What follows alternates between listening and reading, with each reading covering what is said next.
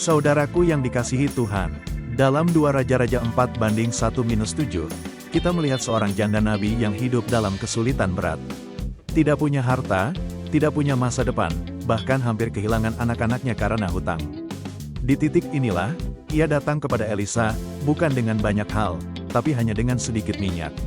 Terkadang, Tuhan izinkan kita sampai di titik, tidak punya apa-apa, supaya kita benar-benar melihat bahwa ketika semua hilang, Tuhan masih ada.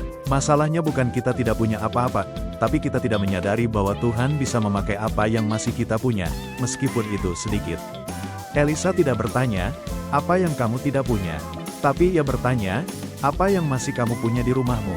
Karena mujizat Tuhan tidak dimulai dari apa yang hilang, tetapi dari apa yang masih tersisa. Saudaraku, mungkin hari ini kita berkata, aku hanya punya sedikit penghasilan.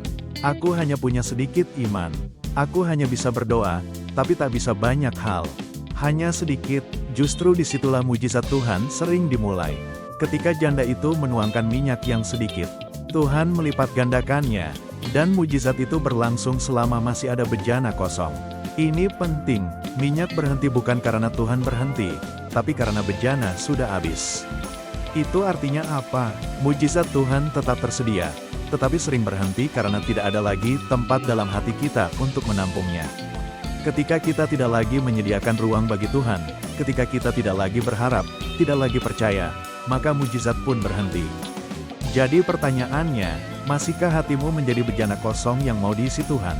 Masihkah kamu memberi ruang bagi Tuhan untuk berkarya? Atau kita merasa sudah cukup, sudah tahu caranya, dan tidak butuh campur tangan Tuhan lagi? Saudaraku, hari ini mungkin kamu merasa imanmu kecil, kesempatanmu kecil, harapanmu kecil. Tapi ingat, Tuhan tidak butuh sesuatu yang besar untuk melakukan perkara besar. Dia hanya butuh hati yang percaya dan berserah.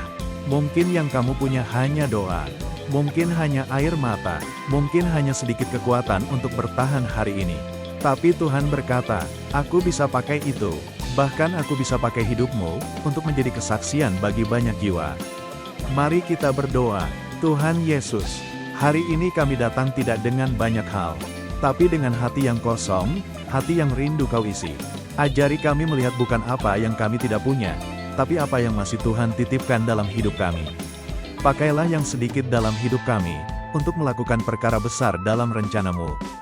Pulihkan iman yang lemah, kuatkan hati yang letih, dan jadikan hidup kami bejana yang selalu siap Engkau pakai. Dalam nama Tuhan Yesus, kami percaya, mujizat masih ada. Amin. Kalau kamu diberkati lewat renungan ini, tulis di komentar, aku siap jadi bejana Tuhan. Ayo, biarkan Tuhan pakai hidup kita, sekecil apapun itu, tetap berarti baginya.